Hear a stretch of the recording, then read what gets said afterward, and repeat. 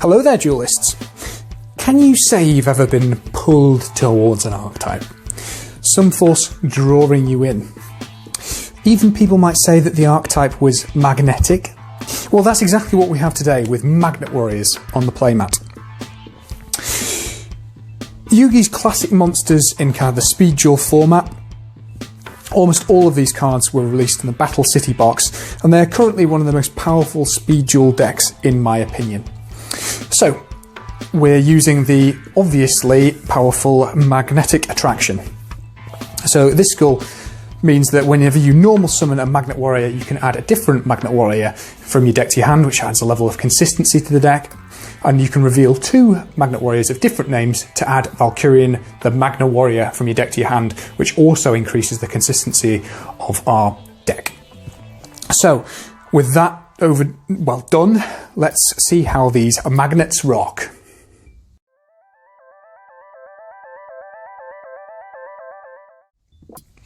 Okay, so into our rocks. First, we have 1 Alpha, the Magnet Warrior. I'll try and put him in the centre somewhere. We have 3 Beta, the Magnet Warrior, and we've chosen Beta, or 3 of Beta, just because he's the biggest beat stick, and 1 Gamma, the Magnet Warrior. So I think I'm running, as you can see, 5 of the original monsters. I think you could probably cut down Beta to 2.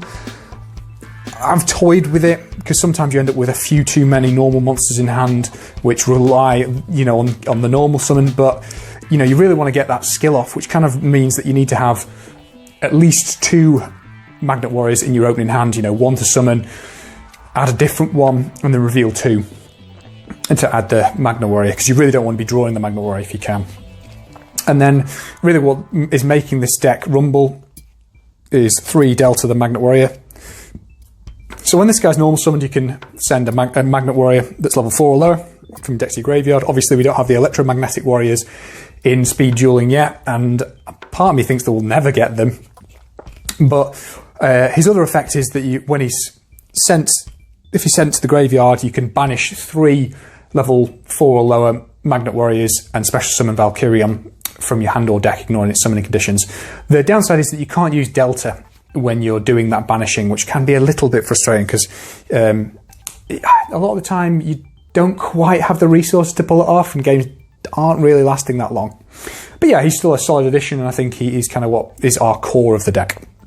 And then finally, I'm running 1 Valkyrion, the Magna Warrior, the old classic boss monster. So 3500 beat stick, he's one of the biggest monsters in the Speed Duel format, at least one that's easily accessible. You can summon him by tributing an Alpha, a Beta, and a Gamma from either your hand or field, and then you can tribute him to special summon Alpha, Beta, and Gamma from the graveyard. So, he's got a bit of versatility, but again, when you're drawing him, you're off to a bad start. You really want to be searching off with a skill.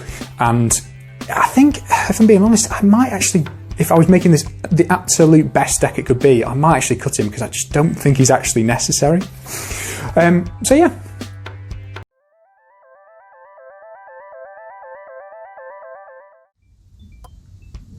Okay, so onto the spells.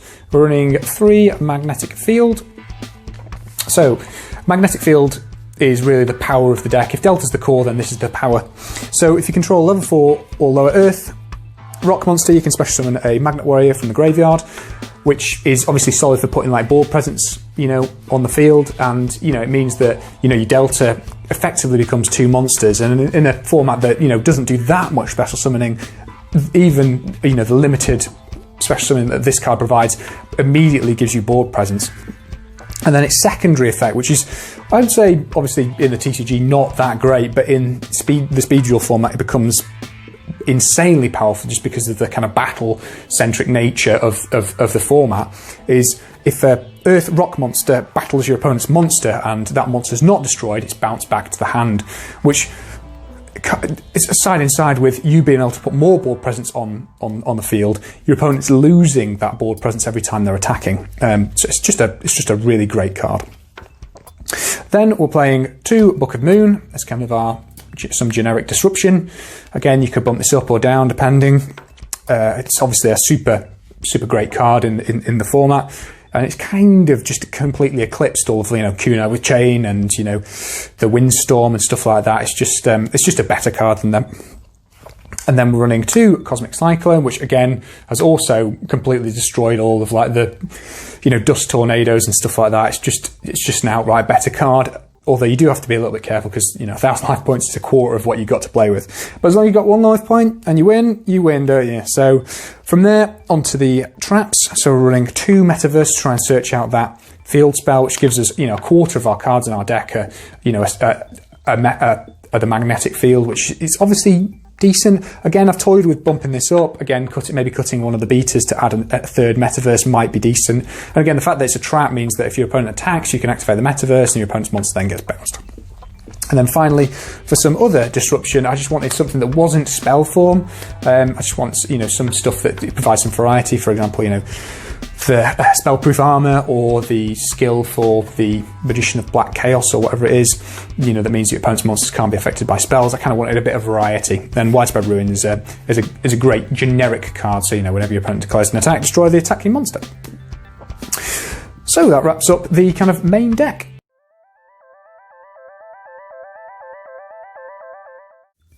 So, as a quick aside, like I did in the Witchcrafter video, I think it was, I'm going to have a quick look at the virtual Duel Links variant of the same deck. I mean, this deck much more coincides with the Electromagnetic Warrior deck, I suppose you could say, but there's still some obvious similarities to the decks and some, serious differences too. So as you can see, I'm running 3 Deltas and 3 Gammas. And I believe that these are kind of the most versatile of the Magnet Warriors and your kind of best cards to kind of start the ball rolling. And then 2 apiece of the other 2 with 2 Alphas and 2 Betas, which are obviously really solid cards, but again, I couldn't quite find the room for 3 of them. I think if I was going to pick one of them, it would probably be the Beta that I would bump up to 3, but I kind of like the ratios as they are. And then finally, the 1 Berserkion as kind of that boss monster, which some people have tended to bump to 2, but I just don't feel like, you need 2 pretty much ever.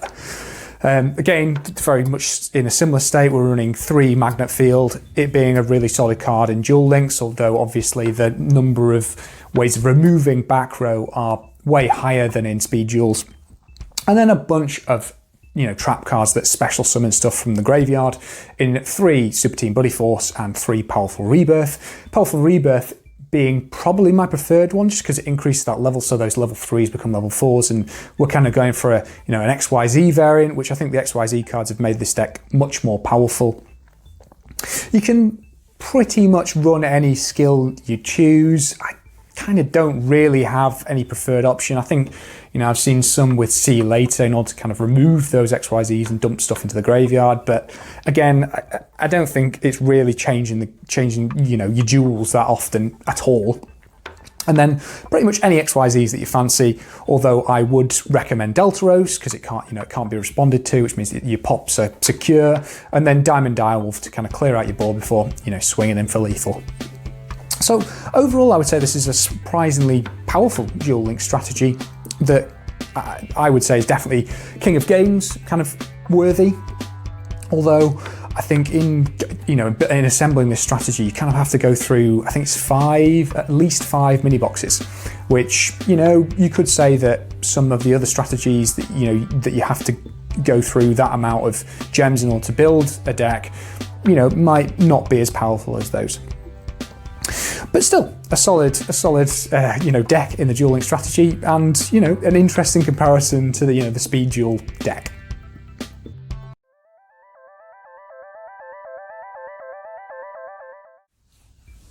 At first, I thought Magnets would only be good at sealing games via Valkyrion.